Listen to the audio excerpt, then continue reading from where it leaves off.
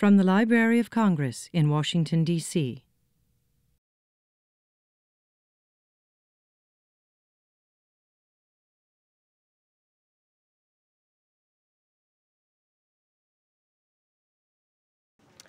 Good morning.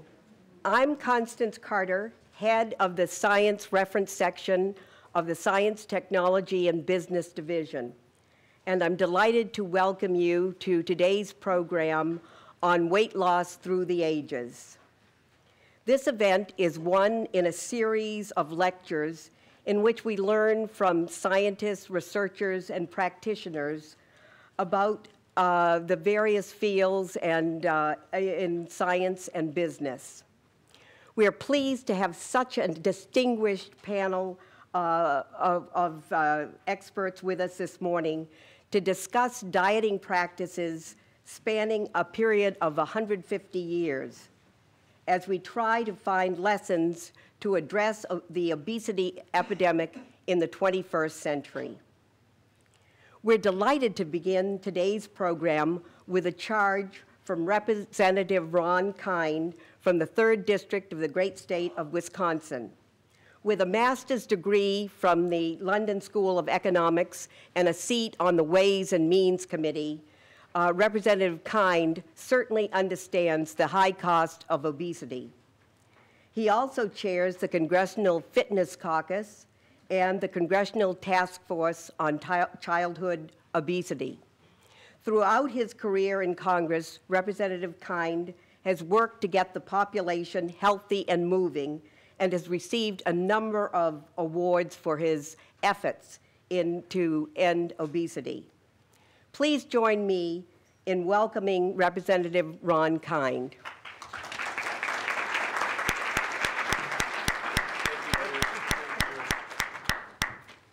Well, thank you, Connie. Thank you for that very generous introduction. Welcome, everyone. Happy New Year, and welcome to the panel.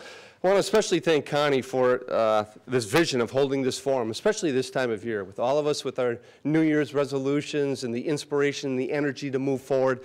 I couldn't think of a better time to assemble this group and this panel and have this conversation right now, and with the new session of Congress just getting up and going, because Lord knows there's going to be a role for all of us to play. Now, what I thought I'd do is just give a quick synopsis of kind of the public policy role when it comes to weight loss or healthier living in our country and in our society. It's an issue that I care deeply about, obviously given my involvement in so many issues, but I also want to commend the panelists here who have devoted their intellectual energy and capital on this subject. David and Weight Watchers International and the work that they're doing at the vanguard, at the forefront of helping people, to inspire people, to encourage them to make sure that whatever they do is sustainable, not just at the beginning of the year, but throughout the year and even beyond. And I'm sure he's going to make some points a little bit later on in the new program and the new kind of point system that they're embarking upon. One that I'm encouraged because it doesn't exclude the use of chocolate chip cookies in our daily diet. So it gives me hope and inspiration that with yin and yang and balance with all things, that we can find the sensible center with this. But there are a few issues that are coming up in this session of Congress I think that's going to be very pertinent to this conversation, not least of which, and today we're going to have a 5-hour debate about repealing health care reform, but let me talk about, I think, the important role that health care reform can play as far as helping to combat the obesity trends in our society and to help make the healthy choice the easy choice in people's lives. There was a lot included in health care reform. Upfront measures when it comes to prevention, when it comes to wellness programs. And I think that's probably the best use of our limited dollars. It will give us the best bang for the buck that we can have. Early intervention, early identification, and early incentives to encourage more people to get those upfront tests, to get into wellness programs, to take more affirmative action in their own lives. And a lot of what you'll see as far as the implementation of health care reform moves us in this direction. And there's still more work to be done. Because let's face it, when you look at the rising costs in the healthcare system, the old 80-20 ratio, where 80% of the expense is going to roughly 20% of the population, most of whom have chronic illnesses, most of which is obesity related, for us to get a grips on the rising healthcare costs and the societal, economic, and budgetary impact that brings, it brings us back to this subject naturally. So I'm hopeful that after we kind of let this out of our system over the next couple of years, the members of Congress and those in charge of implementing health care reform will settle down and make sure it's done the right way and not the wrong way, because we've got to do this right, and you got to want to do it in order to do it well, and there's a lot of work to be done. But there are a couple of other measures, too, that I certainly will be pushing, as I have in the past. Legislation that I've authored in the past was Zach Wamp, a close friend of mine from Tennessee who unfortunately has left us. He ran for governor, but I will find a new partner in order to push a bill called Fit Kids. And it reemphasizes the important role that physical education has in classroom curriculum, in our school system. Unfortunately, with high-stakes testing under No Child Left Behind, many of the school districts, with the budgetary squeeze, have decided to start cutting a lot of the PE curriculum and that offering to the students, which I think is very detrimental and very short-sighted, because we know through studies that it's hard to develop a healthy mind without a healthy body. And the important role that PE can play in that to make sure that our children are getting off to the right start is an important component of their early childhood education. And the incentives that we have in Fit Kids is to do just that. Because the physical education curriculum that exists today is probably not what we encountered as students growing up. I mean, it's much more integrated with classroom curriculum. It doesn't matter now what the skill level of a child is, athletic or otherwise, that there's a role for every child to play in PE curriculum, making sure that training goes forward, making sure that grants are available for school districts to make sure that PE is a vital and important component of their curriculum is what Fit Kids is all about. And with the help of Senator Harkin in the Senate, hopefully we're going to be able to advance that measure and get it over to the White House, where I know the President and the First Lady are personally vested with this issue. Another bill that we will soon reintroduce is called the Healthy Choices Act. And its goal is very simple. It's to try to make the healthy choice the easy choice in all of our lives, from adults to children, making sure that everyone has access to affordable and nutritious food no matter where they live, whether it's rural western Wisconsin, where I reside from, inner city New York, or any place throughout the country. People need access to those healthy choices and nutrition. That's an important part of what this is all about.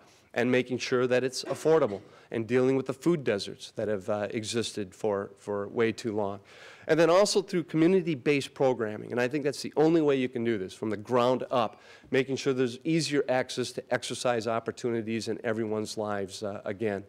But I also think that perhaps the best chance we have of starting to bend these trend lines is with the youth of our country. And that, I hope, is where a lot of the focus will be.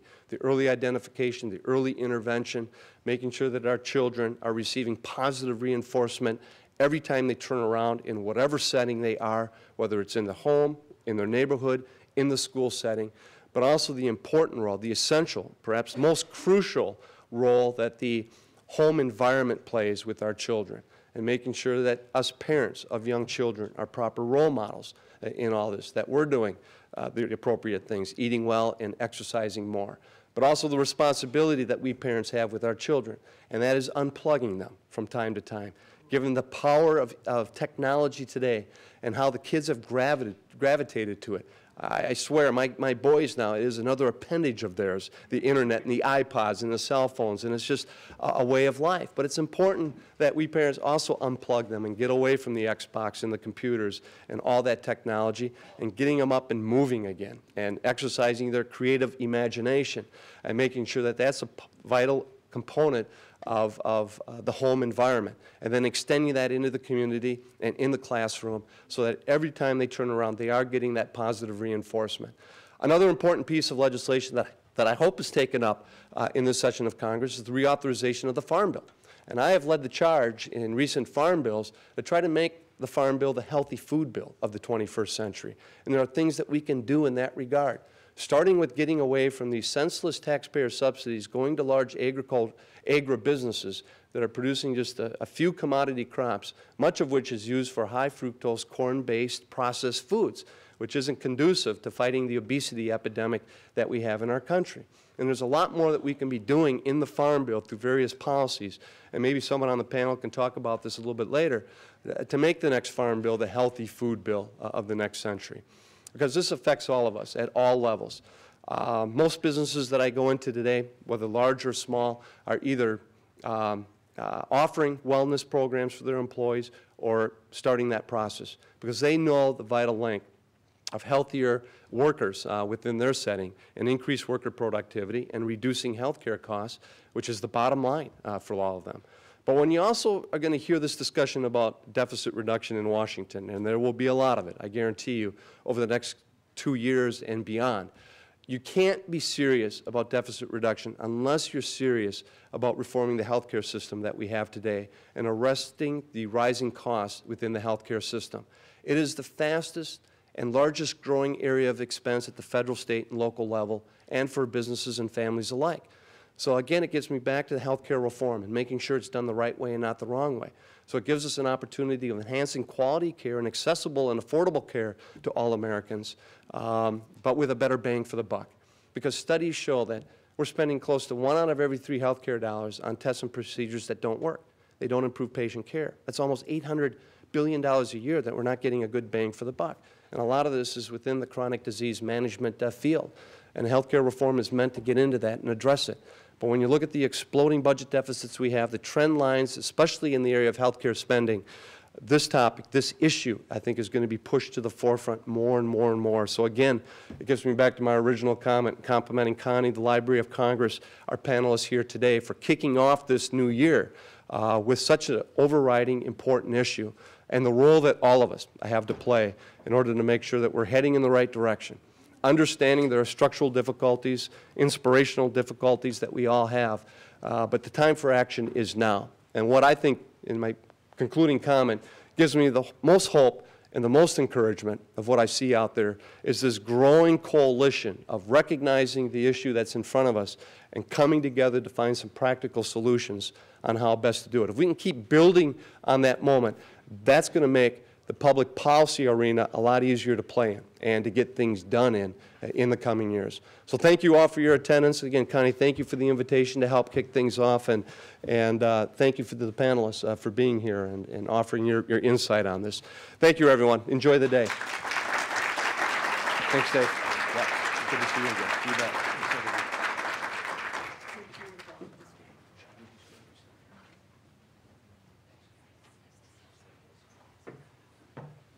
Thank you for that charge. Congressman Fleming is giving a speech on the floor, but will join us sometime during the program, and I will introduce him at that time. And I'm delighted to see our own Dr. Charles in the audience. She is the one that sponsors Weight Watchers at Work, and for which we are grateful and for which we are now signing up.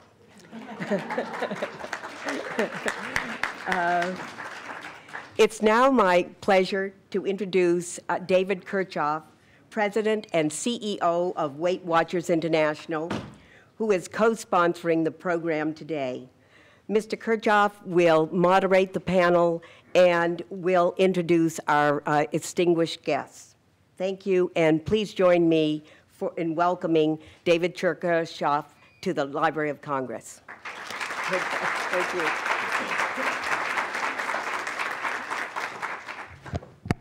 Thanks for coming today. Yeah, it must be that time of year if you can get so many people to show up at a obesity talk.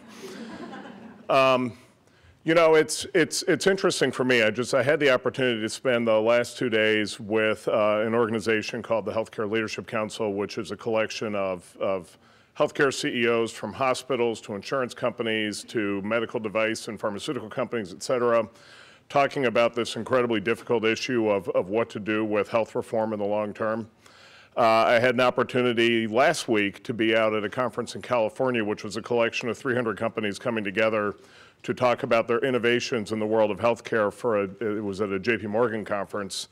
And what was interesting for me about being at both sessions was that the topic of prevention was undeniable.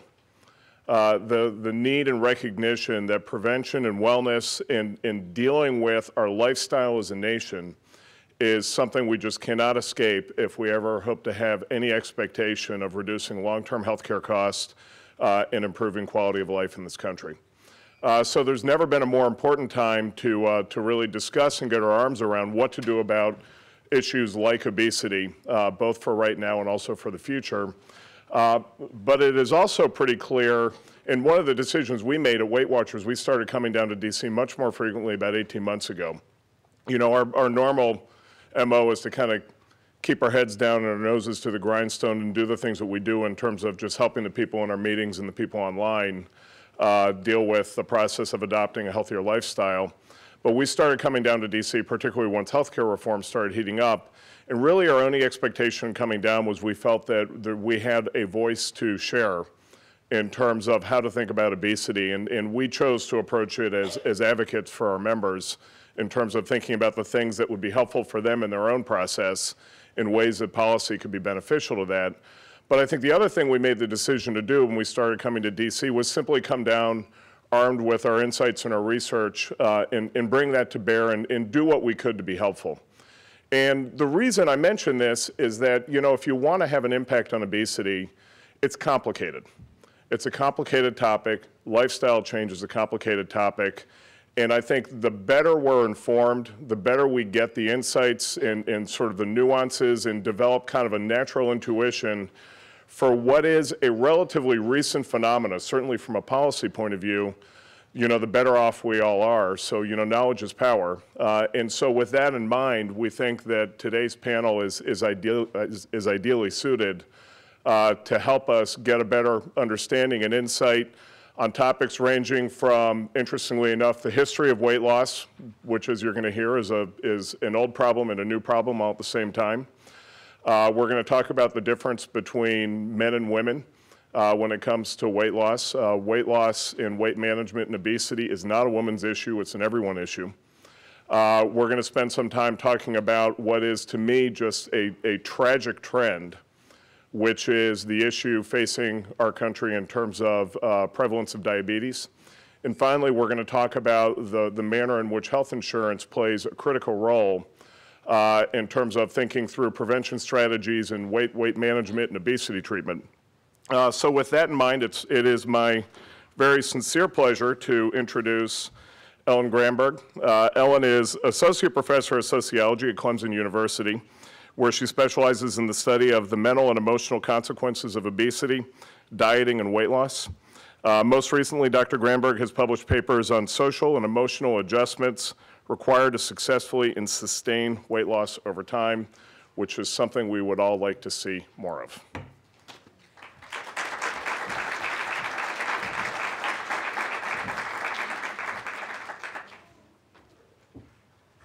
Good morning. As Dave said, I'm going to set some of the context for this morning's panel by talking with you briefly about the history of dieting. It's a long and fascinating topic, and there isn't really time to do it justice. So instead, what I want to focus on today are two questions that I think are really relevant to what we're gathered here for.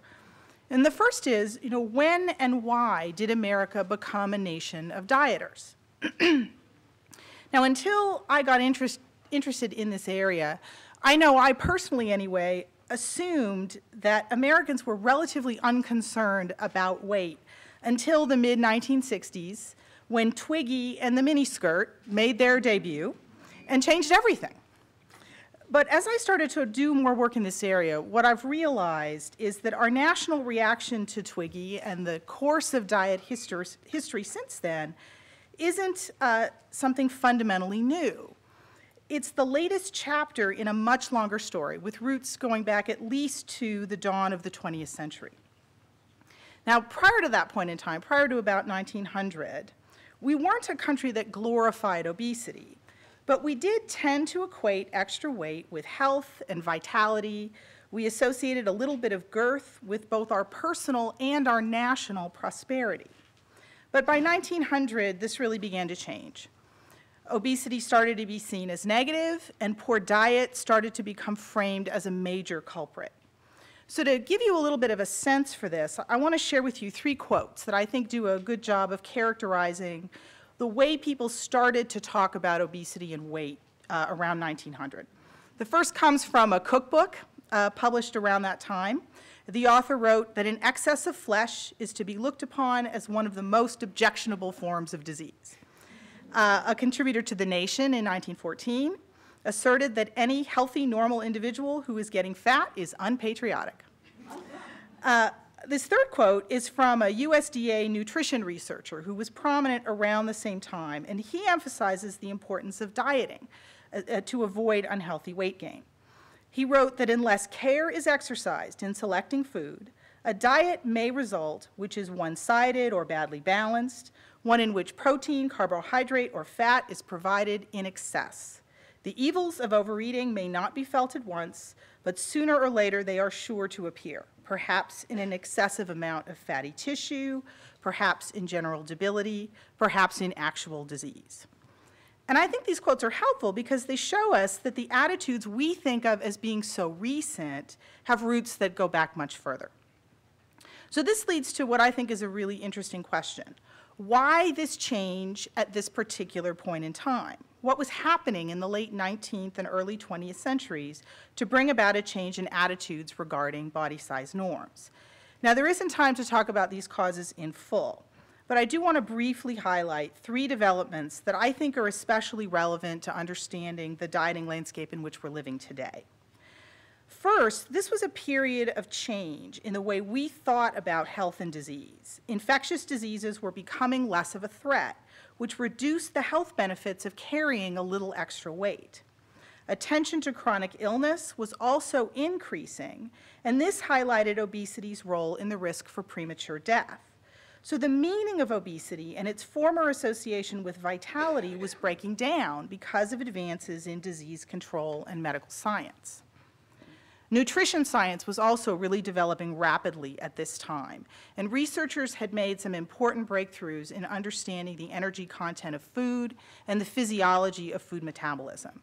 And this was important because it meant that for the first time we had access to dietary advice informed by scientific research. Finally, this was the era in which labor-saving devices came into more common use. The automobile, the trolley car, household labor-saving devices decreased the amount of energy required to conduct the regular activities of daily life. As these demands lessened, individuals had to reduce their dietary intake in order to avoid gaining weight. So when we consider the particular kinds of social change underway at the dawn of the 20th century, it's perhaps less surprising that attitudes about obesity were evolving and interest in weight and diet was becoming more widespread. Now, as you might expect, this led to a surge in weight loss gimmicks, and you probably saw this poster out front.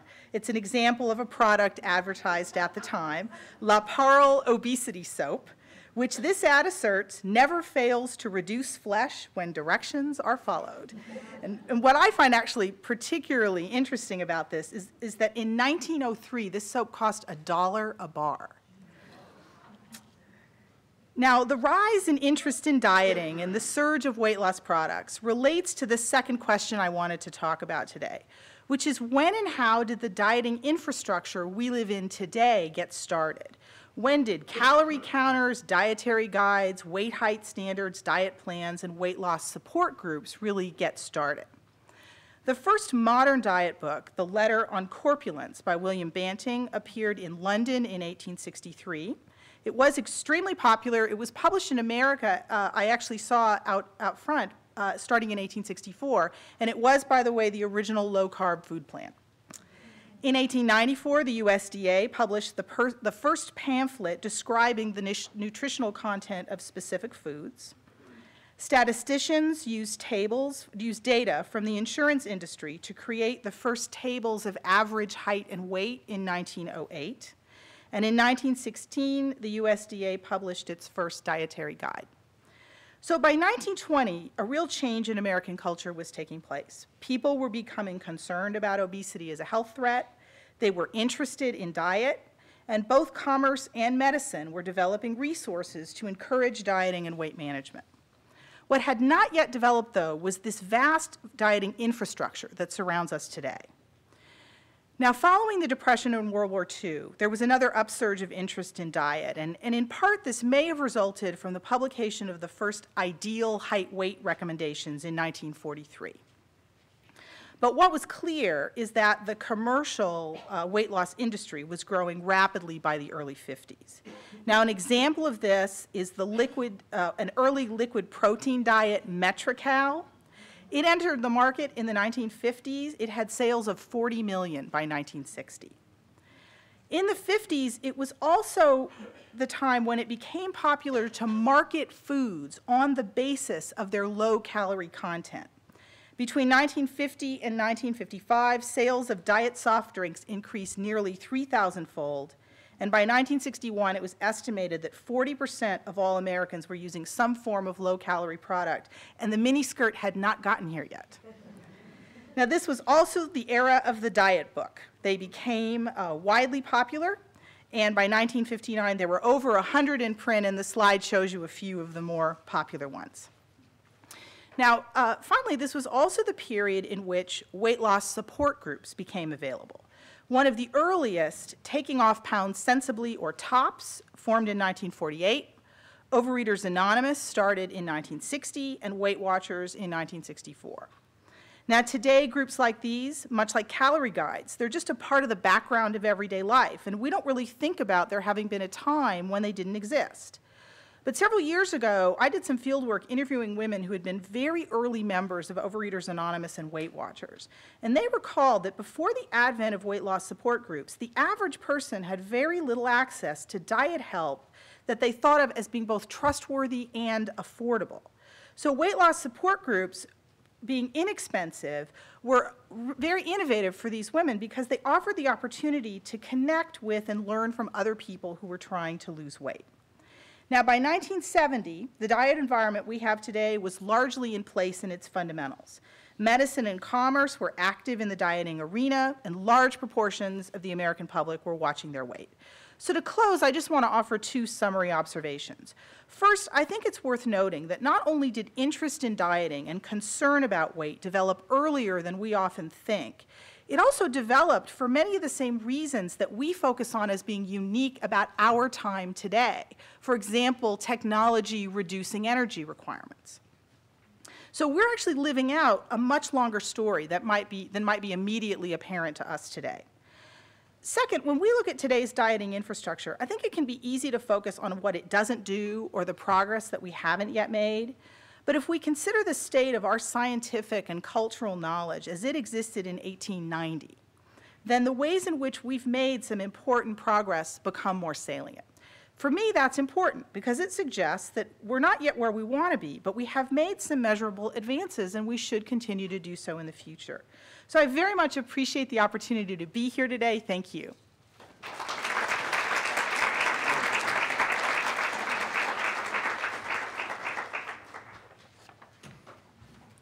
Thanks, Ellen. Our next speaker is going to be talking to us about something near and dear to my own personal heart, which is women and men when it comes to weight loss. I am a lifetime member of Weight Watchers, a fact that I'm very proud of. I first went on the program about 10 years ago. I became a lifetime member about 2 years ago. I'm kind of a slow learner, so it took me a little longer. But you know, I think what's interesting for me is the topic of men and weight loss is endlessly fascinating.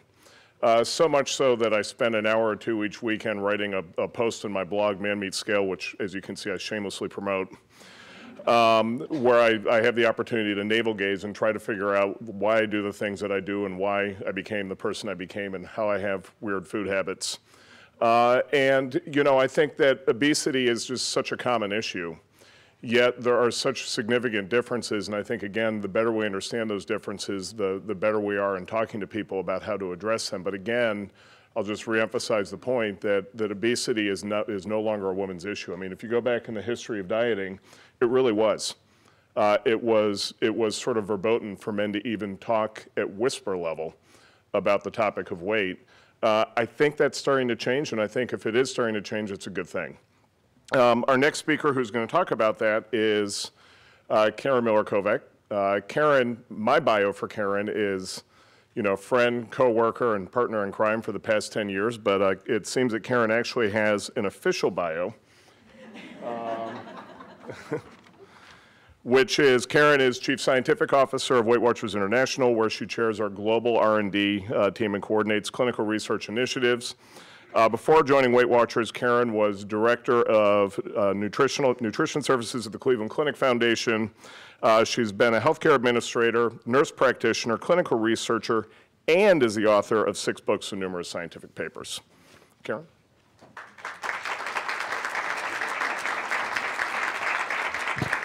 Thanks, Dave. The topic is men, women, and weight loss, and I'll shamelessly promote my book. Where this book came from was that over the last 10, 15 years or so, Weight Watchers has done a fair amount of proprietary research, not only on the physiological differences between men and women and weight loss, but actually more importantly, the differences between the genders and how they think about weight, how they behave in terms of weight, and the implications for that in relation to weight loss methods as we move forward in terms of this healthcare crisis that we are facing. And I think that both Dave and Ellen made the point quite well in that when you look at the history of weight loss, it has been seen as a female issue. So what that means is that all of us, maybe unless you were born in 1860, have grown up in a culture and in an environment where weight is a woman's issue. That has an influence on our treatment methods. All of the research that has been done in the area has had a bias and a grounding from a female point of view. And when it comes to weight management, the question is, are men and women the same? And our research would suggest no. And so I'd like to take you through some of the differences between men and women and see if they sound right to you. One of the things that frequently is thought of or mentioned in terms of weight management is that women are emotional eaters. And in fact, our research would suggest that both men and women are equally emotional eaters. Here's the difference. Men eat when they're really happy, when they are in a joyful situation, when they are having a good time and emotion is running high in a positive way. Women tend to be emotional eaters and equate that with sad emotions. I'm angry, I'm depressed, I'm bored. But I think it's important to keep in mind when we talk about emotional eating, what emotion are we talking about? Because you just cannot make the assumption that emotional eating is cued with negative emotion, which, as generally anything you read or whatever in the popular literature, that's what you'll see. Women have a high perceived knowledge of in relation to weight management. Men are less knowledgeable. And I don't think I get into this, but men don't like a lot of sources for their information. They just want one source. Who do they want their nutrition and weight management information from? Their wife. Much more important than anyone else. Men tend to have less experience. We'll talk about that in terms of weight management. And they tend to prefer to make big changes. I'm cutting out the beer. No more burgers, no more fries, whereas women tend to make small changes. I'm going to go from regular mayo to light mayo. When it comes to approaching or thinking about weight loss, men and women also are often polar opposites of one another. Women like lots of ideas. Women can't get enough tips, suggestions, ideas of things to make, things to eat, things to try. Men, strategic. That's higher level. I want to know what to do, I want to know where to go, and I want to get it done. They like simple instructions. Don't eat that. Women say, well, I know I shouldn't eat that, but maybe if I do this, then it's very, very different that way. And the kind of information and the type coming out of that men and women want is very different. Exercise is yet another area where men and women are very different. Women, more and more, are willing to work out. But what we know is they don't do it because they like it. They do it to manage their weight. Something I got to do, generally, if I want to keep my weight in check, if I want to be healthy, if I want to look good, feel good, I have to exercise. Men, on the other hand, tend to actually enjoy it. They also are very different in that women like things kind of the opposite in terms of food than men, and this is where we change roles, is women tend to like things simple. I want to walk. I want to do something that I can do, enjoy, that kind of thing. Men really like those heart rate monitors, high-tech toys, little gizmos, very competitive in terms of I want to track, I want to be able to know what I'm doing and do better. And let's talk a minute about awareness.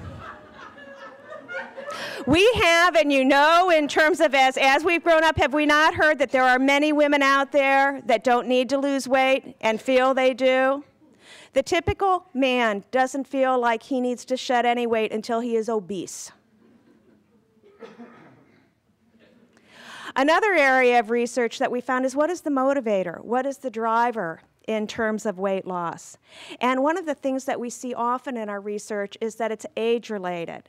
And while we can't say for sure, it does appear that there is a definite difference between men and women. What we cannot always tell is that men generally, when it relates to weight, have health as a motivator. And what we don't know is that because they are now developing health issues and their doctor has said, hey, buddy, you're going to have a heart attack if you don't shed that belly. Or, which is speaking to what Ellen was working at, in terms of where society was and where we're moving, men are much more becoming objectified as sexual beings based on their body. And so the younger men now have a greater interest in it relating to appearance. So putting this all together, what does that mean in terms of weight management approaches? Simply, I always describe, and many do, weight is a battle of the bulge. The difference is that women approach it as the 100-year war. They negotiate. They have an offensive, then they retreat.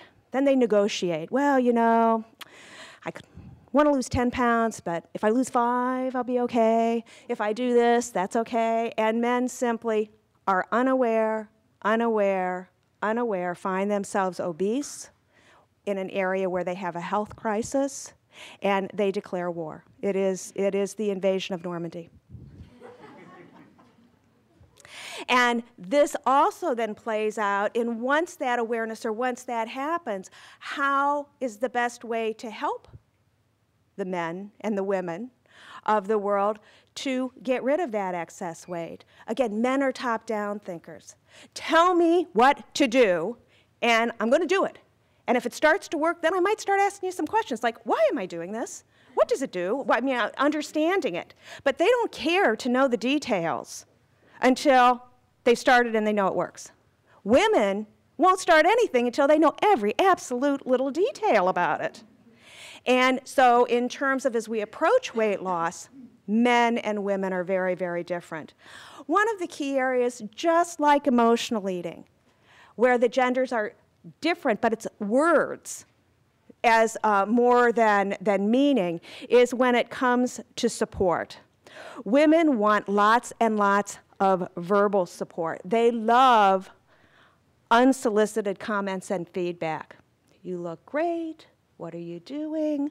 Oh, I saw that you had that for lunch. What's the thinking behind it? I tried this. Guys, no. They want very practical support, and only when they ask. If I ask you a question, I appreciate the answer. Don't volunteer. Don't tell me I should have the salmon when we go out to eat, unless I've said, what should I eat? Then they want the advice.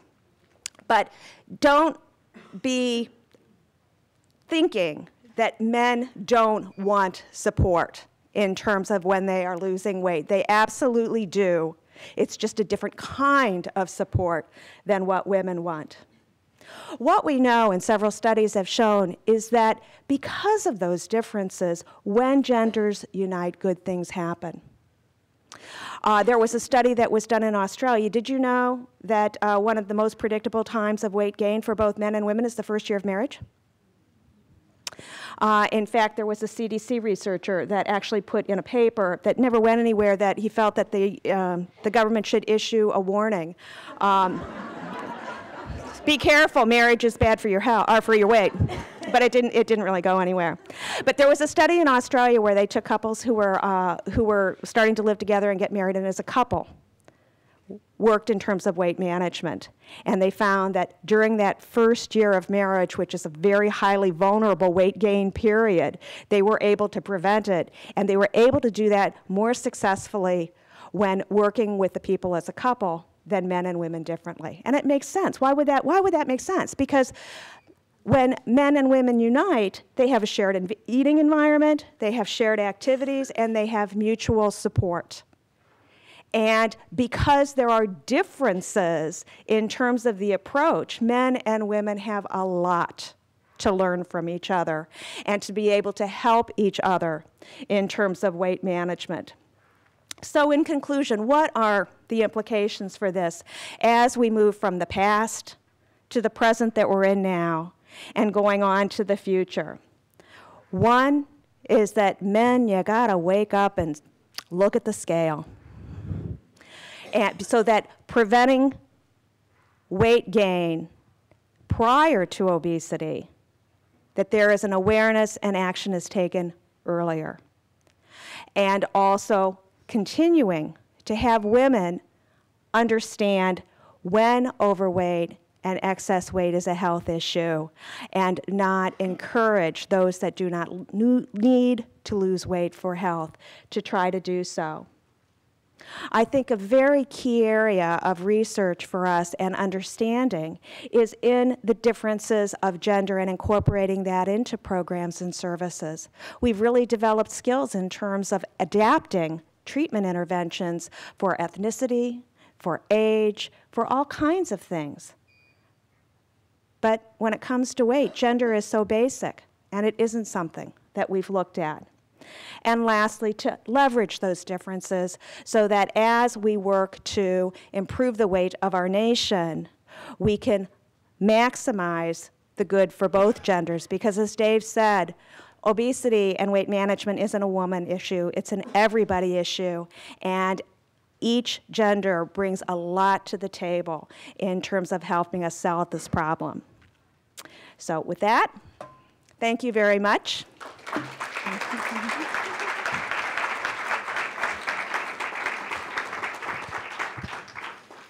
You know, you can't spend 11 years working for Weight Watchers and not get a little bit in touch with your feminine side. And I'm here to publicly announce that sometimes I eat when I'm sad.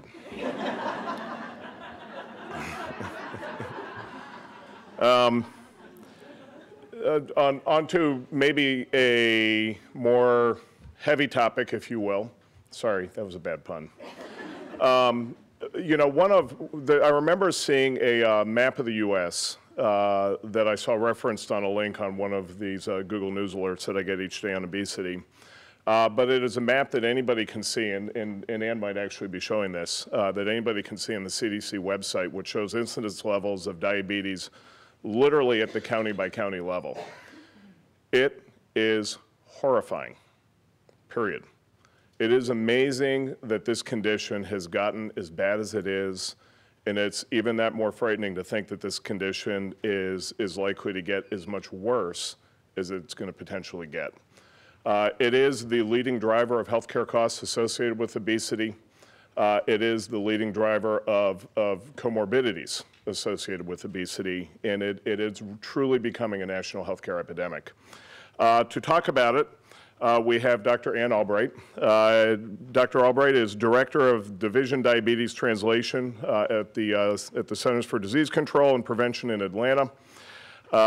She leads a team of more than 100 experts who work on diabetes prevention. Among her work is the implementation of evidence-based diabetes care guidelines.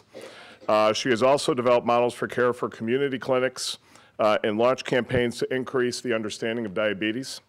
Dr. Albright has held key leadership roles with the American Diabetes Association, the American College of Sports Medicine, the American Association of Diabetes Educators, and the American Dietetic Association.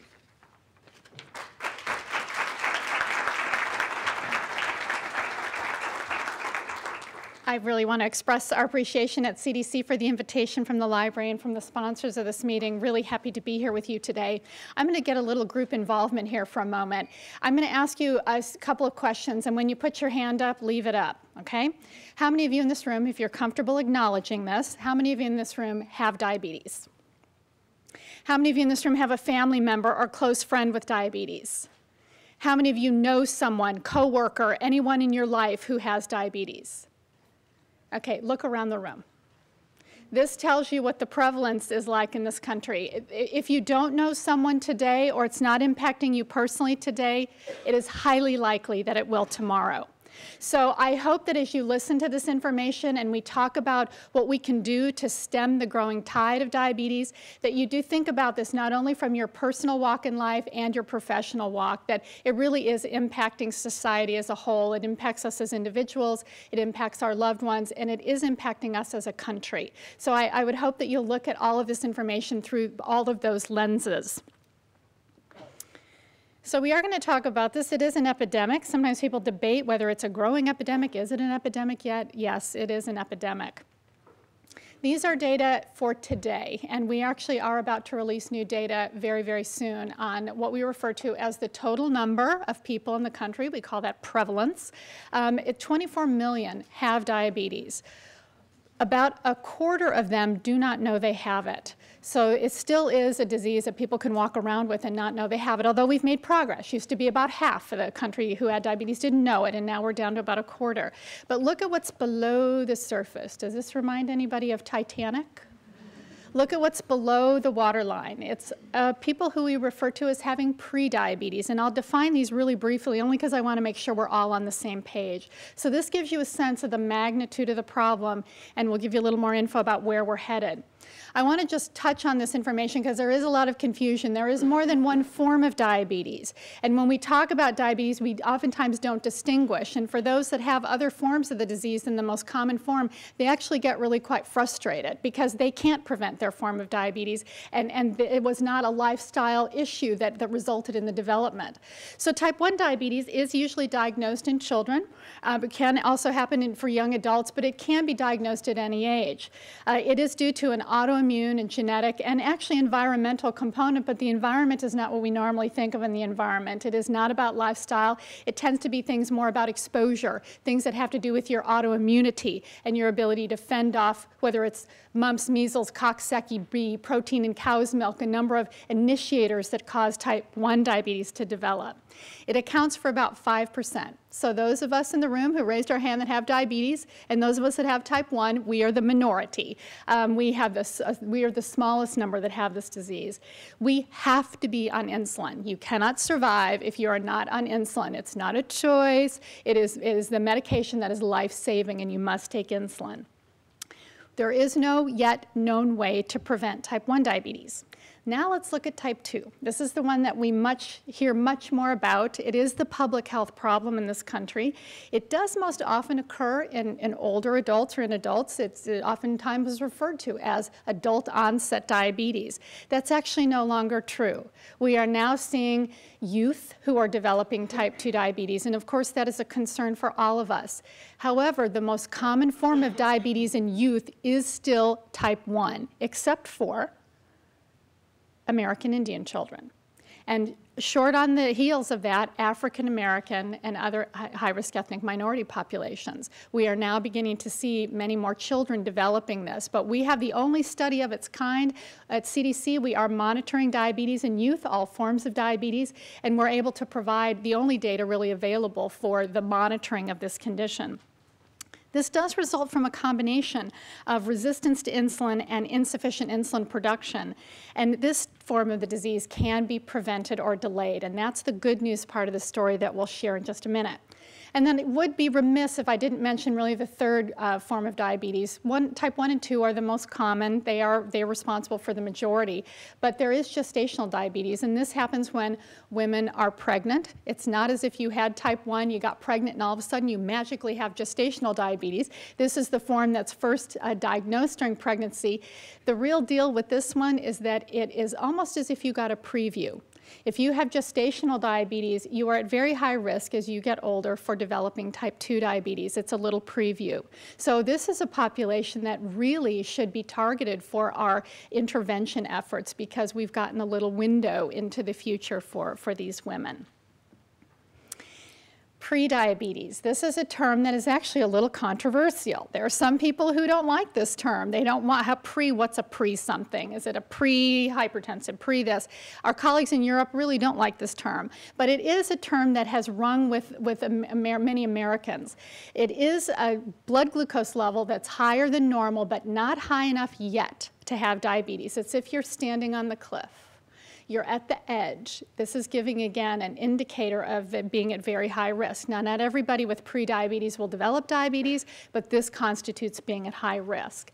We do have really strong evidence that tells us these are trials, randomized trials that have been done in the US, NIH-led trials, and we have international trials that have shown us that we can indeed prevent or postpone type 2 diabetes. The later and longer you wait to get it, the less likely you are to suffer those complications. What are the complications of diabetes? Anybody know? Heart disease, big one. I mean, it's the #1 killer in this country, but heart disease and stroke are actually really significant. And for women with diabetes, it's even more of a risk for us. Oftentimes people will say, if you have diabetes, it's as if you've already had a heart attack. It gives you that sort of cardiovascular risk. How about another one? So neuropathies that can affect your feet, your hands, your sexual function, your eating ability. So you have both autonomic and peripheral nerve problems as a result of diabetes. Can. How about another one? Blindness. #1 cause of blindness in this country. Anybody name another one? Kidney failure. #1 cause of kidney failure in this country. It is the #1 cause of lower limb amputation, which is a combination of nerve problems and circulatory problems. Again, the good news is these don't have to happen. But in order for them not to happen, it means that people who do develop this disease have to have the ability to access good medical care, good self-management training, and good support. Because this is a 24/7 gig. When you get diabetes, you don't get to sort of have it and decide you're going to pay attention to it some days. This is the real deal, and you have to be able to pay attention to it, and it does require support, medical management, and strong self-management training so you can learn how to live with it. But let's turn our attention to what the data is telling us about the maps that were referenced. Now, I'm going to reference state maps. We do go to our website. Please do. You can look at county-level data. And I'm actually going to put up data that looks at obesity and diabetes together. If you don't look at anything else on the map, appreciate the colors. The darker they get, the greater the number of people who have these conditions, whether it's obesity or diabetes. And you can see what's been happening. As our first speaker gave us the history of weight loss, here's a bit of the history of weight gain and diabetes in the country. It is important to emphasize that this is what we call prevalence, total number. In an incurable disease like diabetes, and I'm happy to answer questions about whether or not you can cure any forms of diabetes or not yet, you can't give it back. So prevalence goes up because people are living longer with the disease and because many more people are developing the disease. So it's important to remember that as we're looking at this information.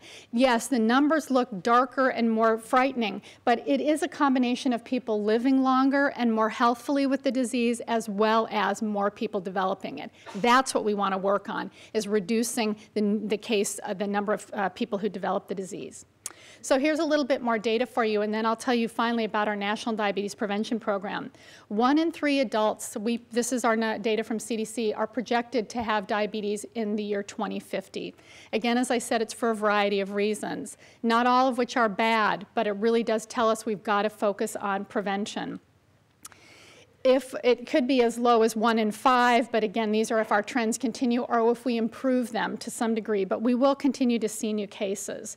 If you want a point of reference to that, 1 in 10 have diabetes right now. So if you look around the room, count 1, 2, 3, 1, 2, 3, 1, 2, 3. Again, if the hands go up, it'll be all of you in the room. It is important when we're dealing with diabetes prevention and control to look at it from a multifactorial perspective, and some of the previous speakers really touched on this. It is important to consider the individual and what the individual needs to do for their own personal responsibility, if you will, for their own choices, etc. But people, if you look at the wording along the bottom, the health of individuals is inseparable from the health of communities. People don't live in isolation. So it matters what's going on in the family. It matters what's going on in the environment around you. It matters what the policies are in this country that will help support people to make that healthy choice, the easier choice. And it also matters that we work in childhood issues, but you cannot forego the issues in young adulthood and adulthood because we already have almost 60 million adults with prediabetes who are stepping off the cliff.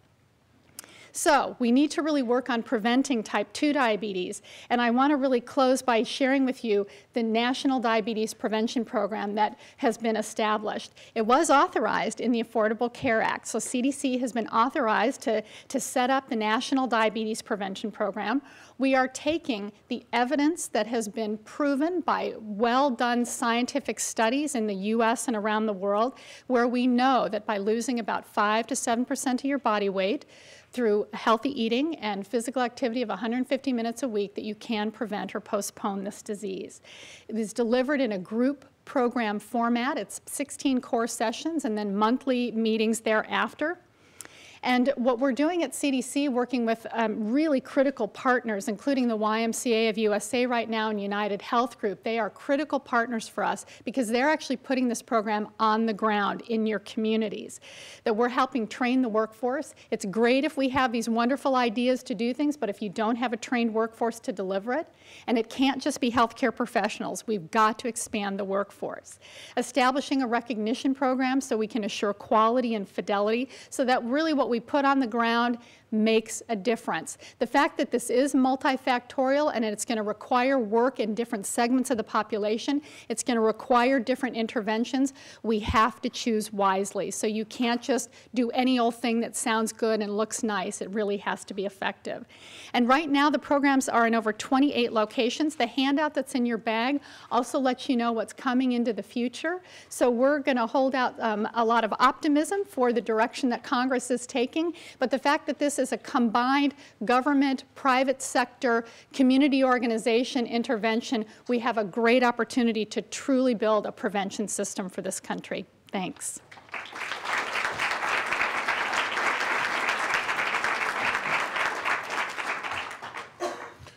So rounding out our list of speakers, we're now going to hear about what does all this mean in terms of being on the ground and addressing weight management, particularly as it relates to our current payer system. And with that, I'm pleased to introduce Patrick O'Neill. Pat is professor of psychiatry and behavioral sciences at the Medical University of South Carolina, where he's also director of the Weight Management Center.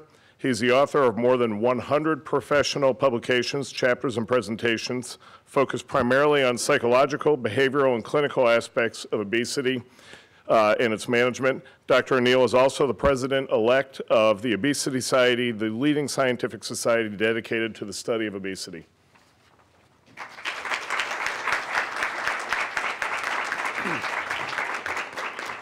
Thank you very much. Here we go. I really appreciate the chance to talk to you. You do not equally appreciate the chance to hear me when you're supposed to be starting lunch right now. I'll try to be mindful of the time.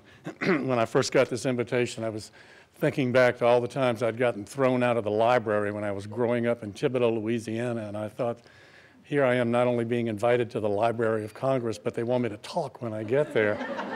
So there's several librarians from that day, good ladies who are now spinning in their graves. Just in the interest of disclosure, this is recent support sources that I've had.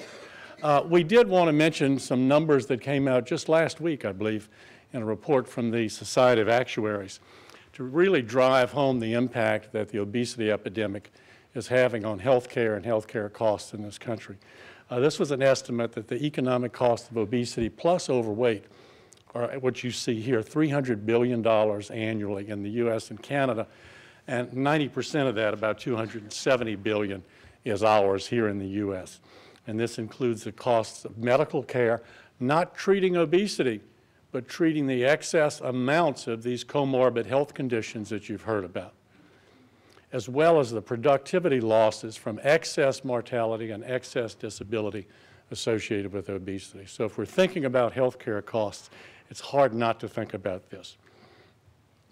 I'm supposed to talk about what's going to happen in the future in terms of treatment and prevention of obesity. And my crystal ball's basically been at the shop for some time, so that won't take a long time. But I wanted to focus on a couple of things that we should really be mindful of and think about when we're addressing this very, very important and pervasive and complicated problem. First is that there are so many different influences on whether you're going to become obese or not. There are contributors to the likelihood of becoming obese from the level of genes, cells, organ systems, other biological functions, psychological factors, behavioral factors, be it dietary intake or exercise level, social factors, societal factors, and environmental factors. And I think it's really important to remember that all of these influences are operating on each and every person to different degrees. We're learning more and more about contributors to obesity in some cases that we never would have thought about. Doctors Nikhil Durandar and Dick Atkinson have identified a virus, which if you are exposed to this virus, you're much more likely to be overweight or obese, even though you might have a lower cholesterol level. There's a recent paper a couple of years ago showing that people that had certain types of bacteria in their intestinal tract were less likely to be obese than if they didn't. So I think as we learn more and more about the many pathways to obesity, we should become much more conscious of the fact that just because somebody's obese doesn't mean they got there the same way anybody else did. As it turns out, unfortunately, our treatments really don't target the causes of obesity to any great extent. So there's very little coordination between the contributors to obesity and the ways that we try to reduce obesity. It's also important to remember that this is a chronic condition. Again, as Dr. Albright said about diabetes, you really have a hard time giving it back. If you are at 150 pounds and you gain to 200 pounds and then you lose back to 150, you don't have the same body you had initially. Weight loss is often a temporary victory. When you lose weight, hunger hormones tend to increase, satiety or fullness hormones tend to decrease, metabolic rate can drop, and so there's this biological press to regain the fat that was lost. I also think it's important to remember that this is not a sort of morally and socially neutral condition. Obesity is spurned by many people. Obese people are the victims of pervasive bias and prejudice directed at them because of their quite visible condition. And there's quite a bit of moralism that gets thrown into the mix often. If you hear people say, well, I don't know what the problem is, they just need to push back from the table. Well, if you've got certain physiological factors going on that make certain foods more rewarding to you, you may have genetic factors that actually make it less likely that you will benefit from cardiovascular training, and that's been identified. It's a lot harder for you to push back from the table or go out and start exercising than if that's not the case. There is certainly a role for personal responsibility, but we've got to sort of be able to think about the part that the obese person can play in rectifying their situation while appreciating all these other factors that are making it perhaps more difficult for many of them. I'm going to skip this in the next slide. We all will be talking about treatment and prevention, and I'll assume you're aware of the differences there. I do think it's important to recognize as we look ahead and we think about new approaches to treatment or prevention that we think about how we're going to assess them. There's a lot more emphasis on evidence to support anything that's done clinically or on a public health basis these days. And really, treatments and prevention efforts should be judged somewhat differently. When judging treatments, I think it's really important that the risk-benefit analysis include the cost of doing nothing. okay? It's not, if you take this medication or have this surgical procedure, the risks are this, the benefits are this. You need to realize what happens if you don't lose weight, if you don't receive those treatments. I think it's important in evaluating treatments to remember that it's not necessary for everybody to get down below that magic BMI of 30, much less 25. You've heard that losing 5 to 10% of your weight can make a huge difference in these comorbid health conditions that are so much of the cost of obesity. If we're going to talk about treatment, we need to remember that maintenance is a separate issue often. If there is a treatment which is designed to be short-term, if it accomplishes its goals in the short term, that does not mean that it's effective for long-term maintenance, but at the same time, maybe it shouldn't be judged for that if that's not the original intent. And maintenance efforts, I think, need to be judged according to, prevention efforts need to be judged according to what their mission is as well. You shouldn't expect a public health level intervention to really produce weight loss. Let's look at what it's targeting, what specific behaviors it might be targeting, and see if those are changing. So what about the crystal ball? What does it have to show us for the future? Well, right now, as you may be aware, there are very limited choices available in terms of medications for weight loss. Last year, the FDA reviewed applications on 3 potential new weight loss applications. They've not made a final decision on any of those 3. If one or more of those are approved, I think we'll see the physicians will have at least 1 or 2 more options available to them than they do now. Frankly, if one of these medications is approved for long-term use, that'll double the number of medications that are approved for long-term use in this country. Regrettably, behind these 3 potential medications, there's not much in the pipeline of other pharmaceutical approaches that's anywhere near approval at this point. And the other thing that's unfortunate is that all 3 of these medications which are being considered now are all CNS drugs. They all affect the brain to reduce appetite or feelings of fullness. You're all aware of bariatric surgery. This will continue to be, I think, a very useful and important option for people whose obesity places them at more severe risk of medical problems and whose obesity is more intractable. We're seeing this becoming much, much more mainstream over the last 10 or so years. I think that will continue to be the case. And I think we'll also see in the future that this will become some obesity control, weight control will be something which is much more obvious and much more apparent in primary care settings of healthcare, particularly if we can equip physicians with some more tools to help their obese patients than they currently have. And we can at least encourage physicians to try to track body mass index as a vital sign, just as they track blood pressure now.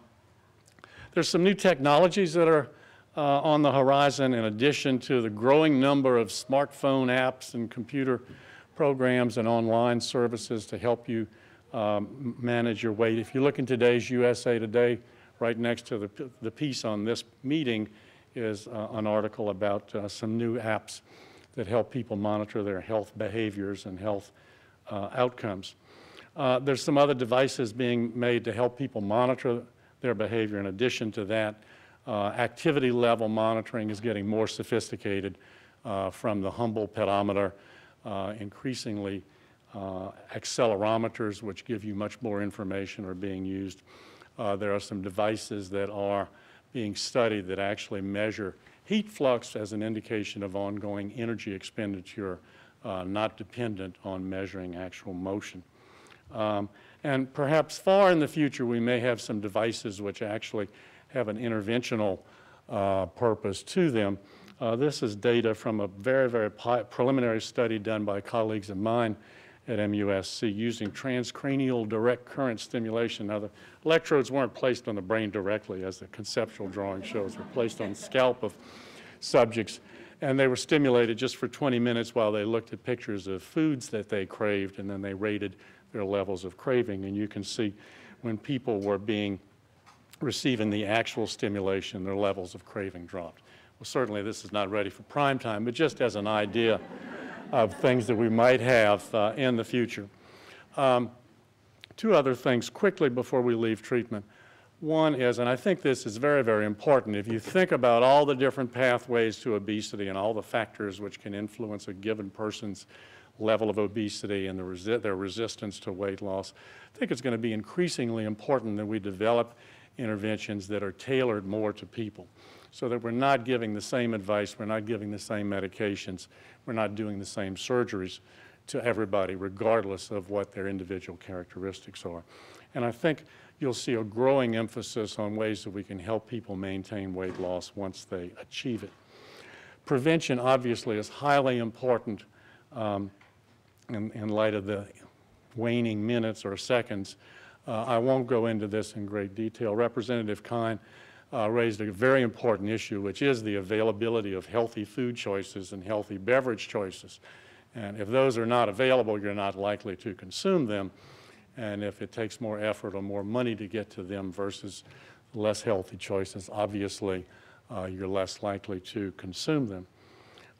One of the other things that might be worth looking at in the future as we try to develop more effective prevention programs, and this could be a very tricky issue, but I think that we should take a look at whether it should be socially desirable to walk down the street with a 30-ounce gulp cup of sugared beverage, or I think Starbucks is coming out with a 30-ounce coffee, which is likely to contain 1.5 pounds of sugar by the time people get done dressing it up. So I think we need to look at what we have as social norms about giant quantities of food, for example, but without demonizing, without stigmatizing obese people. And that's why I say it's such a difficult and tricky issue. And I think finally, there are things that are being done now. People are becoming more aware of the fact that the environment we live in contributes to this, and that the physical environment contributes to this. We've built for 30 or 40 years subdivisions with no sidewalks, and even if you had them, there wasn't anywhere you wanted to walk to because there was nothing but single-use residential for miles and miles. People are realizing we need to have more walkable communities. When we build streets, they need to be what some people are calling complete streets, so that there are sidewalks and bike paths so that people can avail themselves of these more active means of transportation or leisure time. So the built environment can really make a difference and encourage us to burn a few more calories, and this is not what I had in mind. By the way, I thought, you guys will just have to wonder what that was. I thought for years this thing was photoshopped. It's an actual fitness center in San Diego, I recently learned. But here's one that really exists and really works. This pretty bridge is in my hometown of Charleston, South Carolina, and it spans the Cooper River in Charleston Harbor. And after a lot of lobbying by a lot of people, including Mayor Joe Riley of Charleston, the Highway Department decided to include a 12-foot wide lane for bikes and people, bikes and walkers and runners, which you see in the bottom left photograph.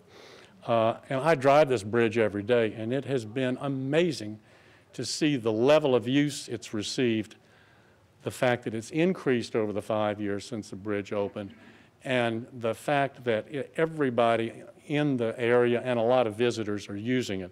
It's not just the hard body bikers and marathon runners that are using it. You can see an example of the diversity of users here with these photos taken on that pedestrian lane, and it's really, really heartwarming.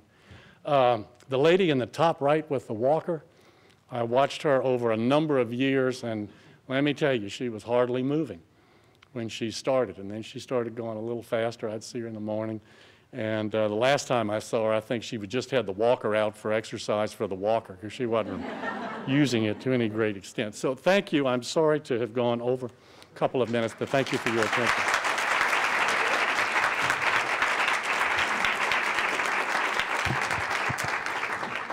Thanks, Matt. I'm pretty proud to work for an organization that's been at this for the better part of half of a century. It's kind of scary when I say it that way. But, you know, even today, Weight Watchers is running about 50,000 meetings each week, community meetings each week around the world. We're seeing, on average, we've got about 1.4 million folks we see in these community meetings. We have another 1 million that we see as online subscribers. We invest heavily in technology and consumer web-based applications, iPhone, iPad, you name it, we're spending on it. And we believe fundamentally in the importance of education, behavior modification provided in a supportive environment. That is the altar where we worship. But for as long as we've been doing this, we can't stand still, and I think none of us can, because this is such a complicated issue. It's one of the reasons why we made the difficult choice, but the right choice, to completely change out our program after Thanksgiving. If any of you were on it, the day before Thanksgiving weekend, you were doing one program. The day after Thanksgiving weekend, you found yourself doing another program, which I would sort of describe as going from imperial to metric in a day. But it was the right thing to do, and I think that, I think if we're going to collectively have an impact on obesity, we have to act boldly. And we have to take demonstrable steps in lots of different ways. I think Weight Watchers has a critical role to play. We certainly can't do it by ourselves. It's terrific to see other organizations and other initiatives like the Diabetes Prevention Program. It's incredibly invaluable to see the sheer quantity of research that goes into obesity is absolutely critical.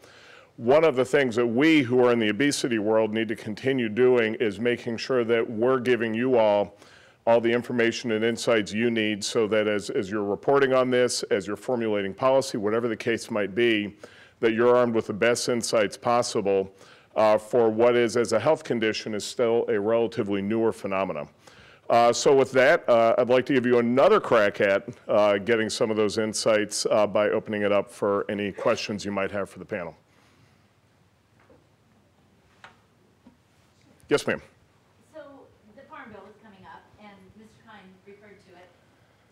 What would be any of your recommendations about what we should see in the Farm Bill, the upcoming Farm Bill? I work for the president. She wants to keep her job. Do you want to take a crack? I think the issue of subsidizing high fructose corn syrup is one that bears examination, without necessarily demonizing it excessively. But I'm not quite sure why we are subsidizing a product which certainly contributes more to obesity than to nutrition. Yes, ma'am. I really enjoyed your discussion from the entire panel. Dr. O'Neill, I was very glad you got to the built environment and the transportation system that we have to deal with right now. And I wonder if you have any ideas also along the lines of policy, if there's any hope of having our federal budget designed with every agency doing a health impact assessment of what their budget priorities are resulting in.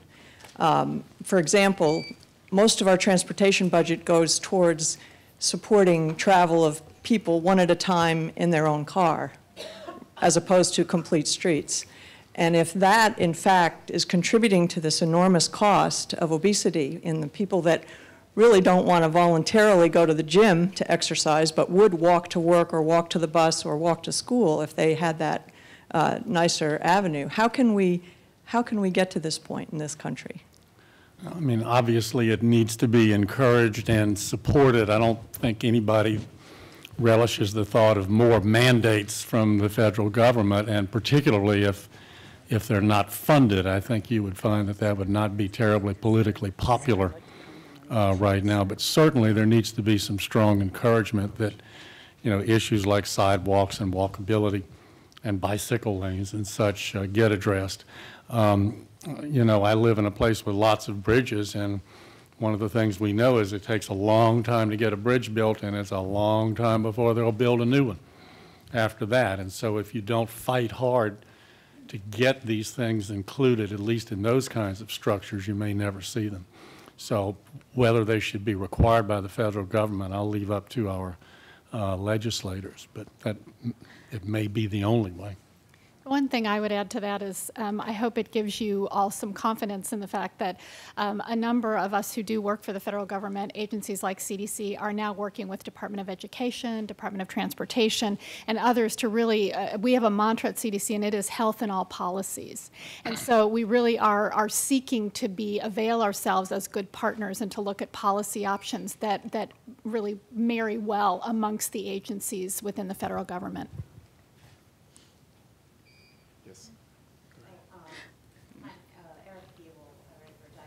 Sorry.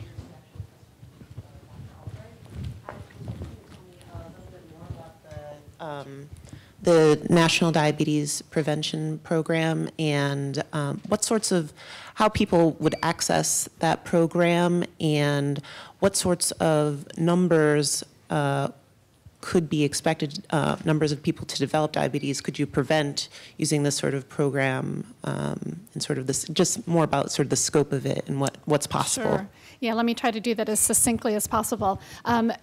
You can't just flip a switch and a national program sort of sprouts up everywhere. And so we've really been committed to working with partners. Right up inaugural have been the Y and United Health Group. United is paying. They are reimbursing for their beneficiaries who qualify. This is really directed at those at high risk, so those with prediabetes or who have other high-risk status. Because the evidence is clear, not everybody is at the same risk for developing diabetes. Not all overweight people or obese people will develop diabetes. Right now, we do have, in 1 year, we have managed, working with the government, private sector, and nonprofit, and American Diabetes has certainly been a participant as well. We are in again, over 28 locations. They're listed. Our intent is certainly to continue that rollout into the coming years, but we are getting other payers on board. Those conversations are happening, and other organizations are interested in also being those that will offer the program. But it does need to be done in a systematic, organized way. Otherwise, you end up with a lot of nice little programs sort of sprinkled around. Our goal at CDC is by 2020 that we will have 15 million people exposed to this intervention. The Y has done their calculations, and in that time period, they believe that they can reach about 6 million of those people. So we are very serious. So the risk for people developing diabetes as it stands now, some of you, 1 in 3 seems to pop up a lot. You heard earlier Congressman Kind saying 1 in 3. 1 in 3, that's the risk. People born in the year 2000, when you look at lifetime risk, 1 in 3 are expected to develop diabetes over their lifetime. So that's a 33% risk. It's about 1% per year. So a structured program like this is critical, but it must be complemented by environmental changes, by work in childhood obesity so that we have fewer people ever developing prediabetes. All of these are required in order for us to really reach the goal we want, which is fewer people developing type 2 and more healthy people who develop diabetes. Just a comment on the person with the active environment raising it. I was very pleased to see that. The nation just had their first physical activity plan launched in May, and that is all policy-based, and it's done on a sector basis. So you've got education, transportation and active living, parks, recreation, fitness and sports, healthcare, public health, media, and we, as National Coalition for Promoting Physical Activity, are leading the implementation of that effort along with many of the nonprofits that specialize in health as well as some of the other areas. And if you'd like to get involved with that, please see me afterwards, because it is all policy-based. And it was a cooperative effort with the CDC and academia as well. Okay, we can take one more question. And I think I saw you first.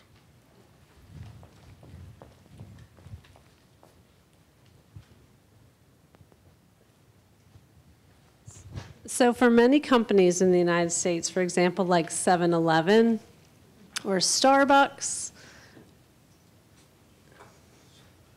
where they have those big gulps and, you know, the big sized drinks and the popcorn and the chips in them. So many obese people, you know, shop there, and there are adults, they're the adult sizes.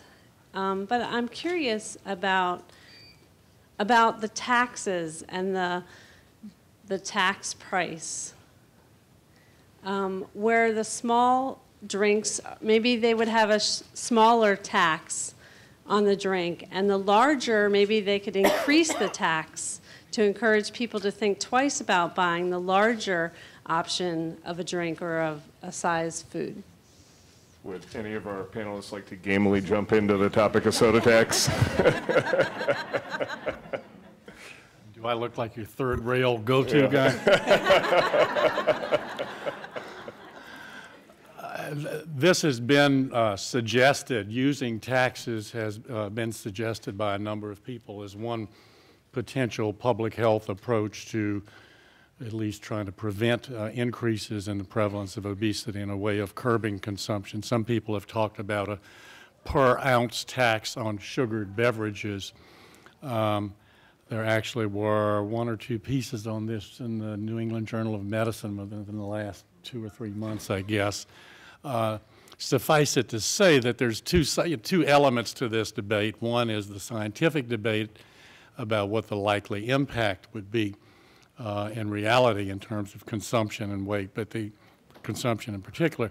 But of course the other side of this is the political one, and that obviously is the part that would have to get resolved before anything on the scientific side could ever get implemented. People often point to the data from tax rates on cigarettes and their impact on smoking rates as an example. Whether that would apply to this or not, I don't know. The one thing that maybe is also worth mentioning that has happened that I think we can all take some comfort in is that one of the provisions that did pass as part of the Affordable Care Act was a national standard on menu labeling in restaurant chains. And we at Weight Watchers have always been big supporters of that provision, not because we think companies need to be taken to task, but rather because we believe knowledge is power, and that when people can actually see what they're getting access to, it makes it easier for them to make a healthy choice. And so we thought that was a great provision. It's going in as we speak, and it's sort of fascinating for me living in New York City, or working in New York City, I should say, to where you have menu labeling already. You walk into a Starbucks and you literally still hear people commenting, 400, 500 calories for that? So it can help. So little bits here and there can ultimately add up to a big difference. I'd like to extend my thanks first off to all of you for coming, and certainly to the panelists, particularly Pat for taking all the really hard questions. And I'd like to just remind everybody that the Library of Congress has recorded the discussion, and it will be posted on the library's website within the next few weeks. Thank you. This has been a presentation of the Library of Congress. Visit us at loc.gov.